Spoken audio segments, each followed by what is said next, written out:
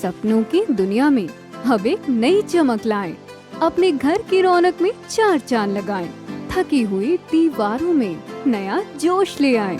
इंटेलेक्स paints के संग जिंदगी में कुछ अच्छी यादों को बनाएं। संपर्क करें 1800212349 पर। नमस्कार, मैं हूं प्रमोद और आप देखना शुरू कर चुके हैं दी सड़कनामा.com। हरियाणा में बैकवर्ड को 5% आरक्षण दिया गया है पंचायती राज और निकाय चुनाव में। इसको लेकर के अब जो निकाय चुनाव होने हैं हरियाणा में, और उसमें जो बीसीबी को जो आरक्षित सीटें कितनी होंगी उसको लेकर के सरकार ने आदेश जारी कर दिया है। जी हाँ, हम आपको बता दें कि हरियाणा में निकाय चुनाव को लेकर के सरकार ने तैयारियां शुरू कर दी हैं, और इससे पहले जहां तमाम जो वार्ड्स हैं उनको वार्डबंदी का काम है वो संपन्न हो चुका है। अब मतदाता सूची है उसके प्रकाशन की जो अंतिम प्रकाशन है उसका कार्य चल रहा है।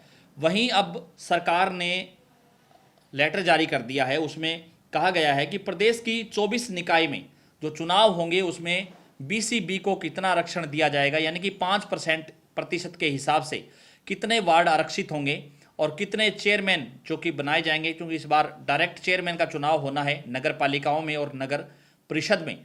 तो वहाँ पे भी आबादी के हिसाब से बैकवर्ड यानी बीसीबी को कितना जो है वहाँ पर कितने वार्ड या कितने चेयरमैन हैं वो आरक्षित होंगे, उसको लेकर के 22 तारीख से पहले 22 दिसंबर तक निकाय चुनाव को लेकर के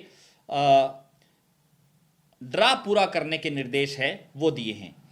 और चूंकि बीसीबी वर्ग के लिए जिन निकाय चुनाव हो रहे हैं उनमें जिला महेंद्रगढ़ की हम बात करें तो कनीना नगर पालिका में सर्वाधिक सबसे ज़्यादा 3 सीटों को आरक्षित किया गया है।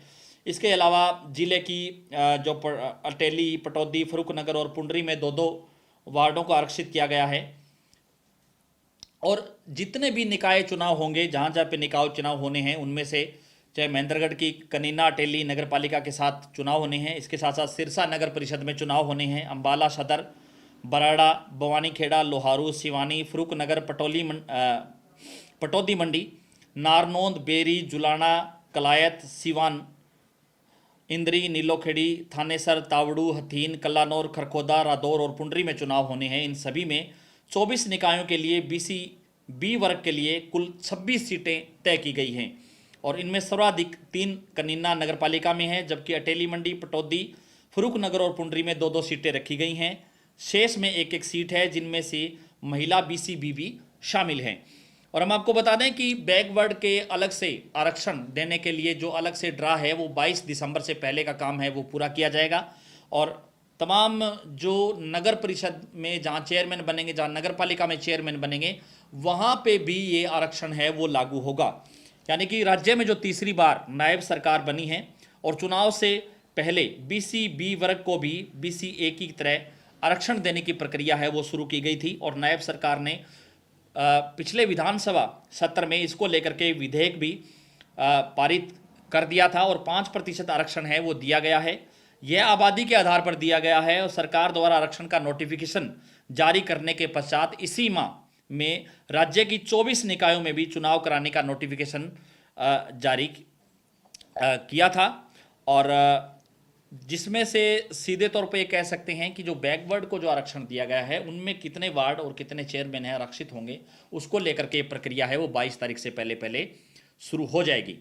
और इसमें हम आपको बता दें कि जो एससी, बीसीए व महिला आरक्षण में किसी तरह का कोई बदलाव नहीं होगा। चुनाव की प्रक्रिया के लिए निकाय विभाग की तरफ से राज्य की सिरसा, जुलाना, इंद्री, नीलोखेड़ी, खरखोदा, बेरी, नारनौद, लोहारू, बवानीखेड़ा, सिवानी, कल्लानौर, अटेली मंडी, कनीना, तावड़ू, रादौर, सीवन, कलायत, पुंडरी, हथीन, फरूखनगर व बराड़ा में वार्डबंदी का काम पूर्ण करने के पश्चात यहाँ पर अनुसूचित जाति, पिछड़ा वर्ग व महिलाओं के जो आरक्षण है उसमें काम जो पूरा हो चुका है। और अब पिछड़ा यानी कि बैकवर्ड बीसीबी के लिए जो वार्ड आरक्षित किए जाने के लिए जो एससी, बीसी व महिलाओं के लिए जो आरक्षित वार्ड में कोई बदलाव नहीं होगा।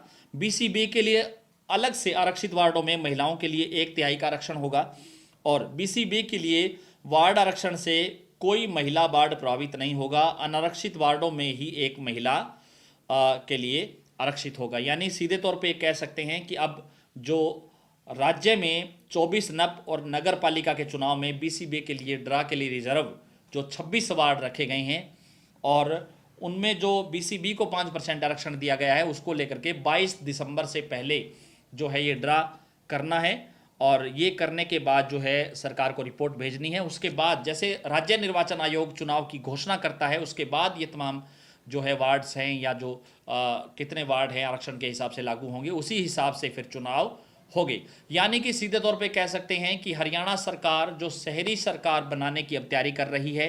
विधानसभा चुनाव के बाद शहरी निकाय के चुनाव है अब होने हैं और ये चुनाव नए साल में जनवरी माह के अंतिम चरण में इसका ऐलान हो सकता है। फरवरी में ये चुनाव है वो संपन्न करवाए जा सकते हैं। यानी कि अलग अलग जो शहरों में जहाँ पर नगर पालिका और नगर परिषद नगर निगम के चुनाव जहाँ पे होने हैं वहाँ पर चुनावी प्रक्रिया यानी कि गतिविधियाँ हैं, चुनावी सरगर्मियाँ हैं वहाँ पर तेज हो गई हैं और किस किस तरह से जो नए चेहरे हैं, जो नए उम्मीदवार हैं वो भी चुनावी मैदान में कुछ जगह पर उतर भी गए हैं और उन्होंने अपनी प्रक्रिया है, चुनावी जो प्रक्रिया है या जो चुनावी गतिविधियां हैं, इसको ये कहेंगे कि जनसंपर्क है, वो भी उन्होंने शुरू कर दिया है।